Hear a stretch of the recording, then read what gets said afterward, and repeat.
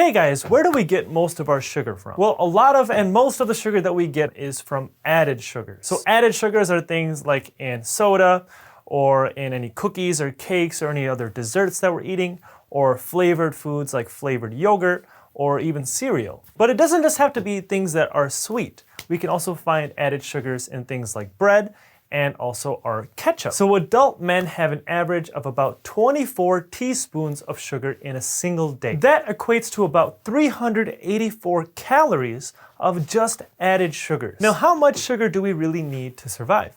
Well, need is a strong word. We really need 0 sugar to survive. We don't need any sugar in our diet. But we all know that's not gonna happen, right? So what does the American Heart Association say? So they recommend not having any more than 9 teaspoons of sugar a day if you're a man, and no more than 6 teaspoons a day if you are a woman. So just for reference, 9 teaspoons of sugar, or 36 grams of sugar, would equate to about 1 12-ounce can of soda. So we are well past that amount of sugar in our diet right now. So what exactly does sugar do? Well, as soon as sugar enters your mouth, it can start to cause cavities. And the reason is because you have these bacteria in your mouth. Some of these bacteria are good, some of these bacteria are bad, but a lot of these bacteria like to feed on sugars. So if you ever eat carbohydrates or other sugars, these sugars enter your mouth, and any leftovers that are hanging around in your mouth, and just because you can't see them doesn't mean there aren't leftovers. There's always going to be these leftovers for these bacteria to eat. These bacteria will eat these carbohydrates, they'll eat these sugars, and they'll release byproducts that are lactic acid. So these acid byproducts are what start to cause cavities or holes to form in your teeth. Okay, big whoop, my dentist is telling me not to eat sugar. What's the big deal? Okay, I have bad teeth. But it's more than that. It's much more than that. So what else does sugar do to your body? We talked a little bit about your mouth. Now let's talk about more of a systemic effect. So sugar affects your heart. So your liver will actually metabolize sugar the same way that it metabolizes alcohol. So it'll convert the sugar into fat. And what happens over time is, one, you can start gaining weight and get fat, but also it can contribute to something called fatty liver disease. Now, fatty liver disease is a disease a lot of people get when they drink too much alcohol. But this also contributes to diabetes. And in turn, it can lead to heart disease. Because what happens is you have too much sugar, and that can start raising the blood pressure in your body. And what happens over time is you have this chronic inflammation. And this chronic inflammation can eventually lead to your heart and lead to heart disease. So it is an indirect effect to start affecting your heart, but you can see how it can lead its way to that. Now, as we said before, eating too much sugar can cause your body to start storing more fat. And another reason for this is you're gonna have high insulin for a higher period of time, right? Because sugar is one of the things that spikes your insulin the absolute most. So when you have this high insulin, and specifically when you have this high insulin for a long period of time, what your body gets is this insulin resistance. Now, this insulin resistance is when your insulin has been high for too long, and this is really true when you're eating sugar consistently for a long period of time. And when your insulin is high for a long period of time, your body doesn't react as well. It's like the same thing with building a tolerance to alcohol. Eventually, you need more and more drinks to get the same level of buzz. Now, your body needs more and more insulin to get the same effect of lowering your blood sugar. Now, over time, this can start to affect your metabolism, and also it can lead to diabetes, but also it can make you more fat, because when your insulin is high for a longer period of time, it's storing more and more of that sugar into fat. Now, this gets a little bit more and more complicated, and I go over more about your metabolism and ways you can actually fix your metabolism, and I go over that in another video. So make sure you check out the link below. I'm putting another video in there where you guys can look at that. Now, what else? Well, a diet high in refined carbohydrates and high in sugar can actually lead to getting more acne. Now, again, it has to do with your insulin, right? Because you're eating these refined sugars, and that's affecting your glycemic index. Now, your glycemic index is basically the scale that it tells you what certain foods will raise your glucose levels the highest and the quickest. So sugar is like up there. It'll raise both your insulin and your sugar very, very quickly. So what happens is your blood sugars rise, your insulin levels rise to control that blood sugar. But what happens is when you have this high insulin it activates another hormone that are called androgens. So when you have higher insulin, it causes more androgens to be released. And this is another hormone that is involved in acne, and it can lead to your skin breaking out. Now, also, I want to talk about cancer. So this is another one of those things where it's going to be an indirect type of thing. But basically, a high sugar diet, like we said before, can contribute to you building up more and more fat, and it can lead to obesity. Now, obesity alone increases your risk of getting cancer. But also, when you have this high fat accumulation, when you have this fat that's all around your body and a high level of this fat, this can lead to more chronic inflammation in your body. And also, when you have more and more inflammation, again, that's going to throw off your insulin. So now alone with you being overweight, you're already at a higher risk of getting cancer, but also you have a high sugar diet that's going to throw off your insulin levels. But now you're going to have more inflammation constantly going on in your body because you're so overweight. And this is also going to throw off your insulin levels. And this chronic high insulin and this chronic high inflammation, there's research that's showing that you're more likely to develop tumors.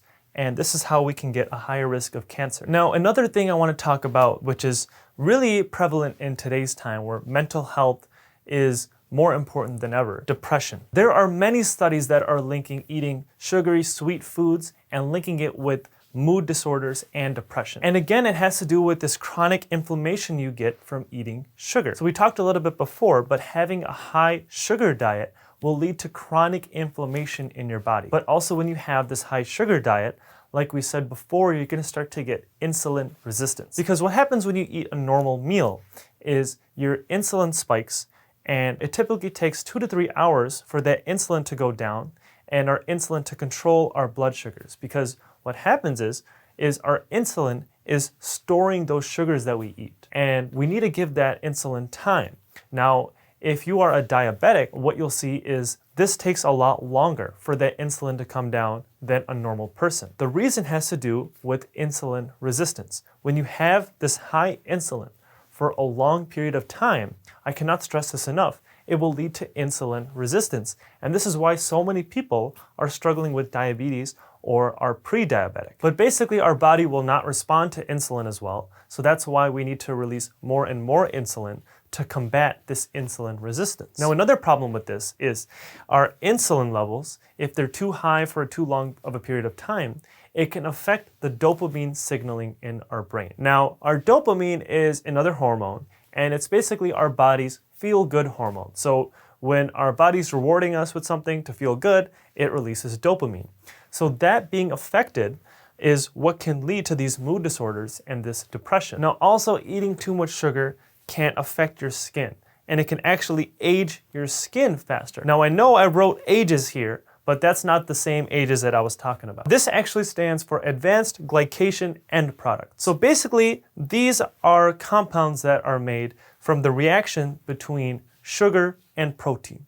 So when you combine a sugar and a protein, that's what you get. You get these advanced glycation end products. Now, when you have these advanced glycation end products and you have a bunch of these building up, this is a really bad thing because this can cause a lot of diseases. So this alone will put you at a higher risk of getting diabetes. It can lead to atherosclerosis, and it can also cause neurodegeneration or neurodegenerative diseases. So diseases like this are diseases that affect your nervous system.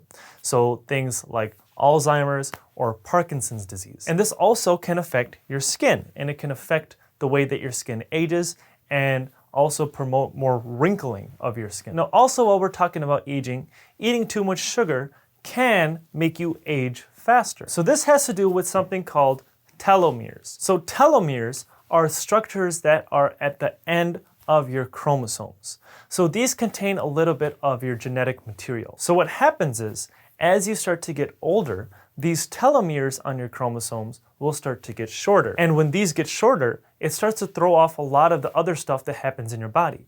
It can start to shorten the lifespan of the cells in your body and also cause your cells to malfunction more. So what we see is people who have shorter telomeres at the end of their chromosomes, they're more likely to get chronic diseases and they're more likely to die earlier. Now, what about sugar? Well, you probably guessed it. Well, sugar will cause these telomeres to shorten faster.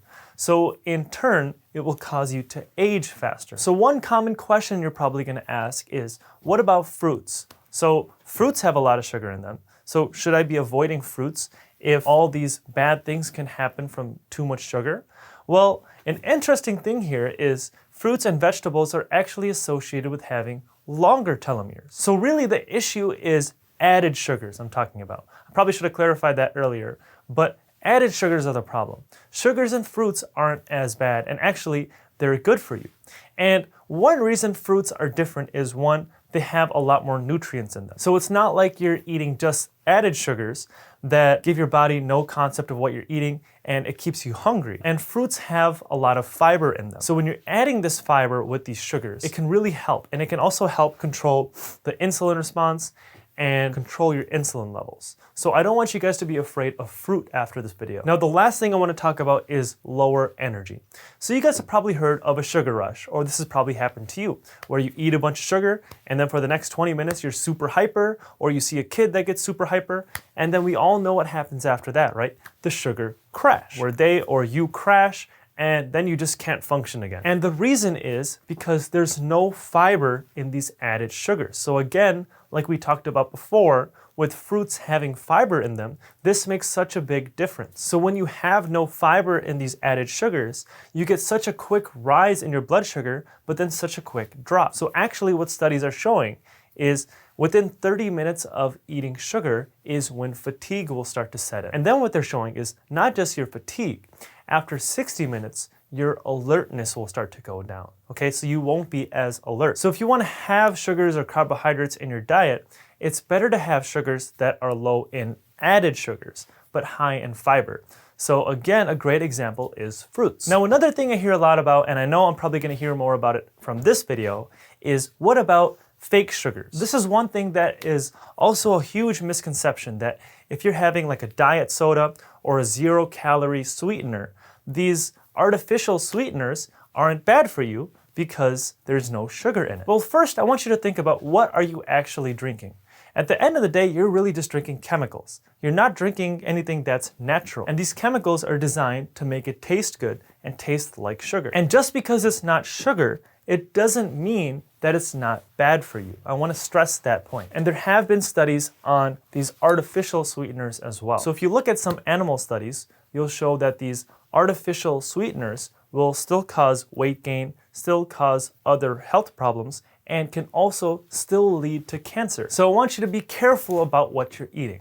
So does this video mean that you should never eat sugar? Well, no. Ideally, you would never eat sugar, but even I can't do that. And I know that a lot of people viewing this won't be able to do that either. But I do want this video to make you aware of the harm that sugar does to your body and how truly bad it is for you. But again, if it's your friend's birthday or something, or your best friend's wedding, make sure you have that slice of cake. Make sure you enjoy your life, because we only have one life to live on this earth. So I do want you guys to enjoy it. But be careful with the amount of sugar that you're eating, and especially the frequency with how you're eating. Thank you guys for watching. I hope you liked that video. If you haven't already, hit that thumbs up button and subscribe to my channel below. And I will see you in the next video.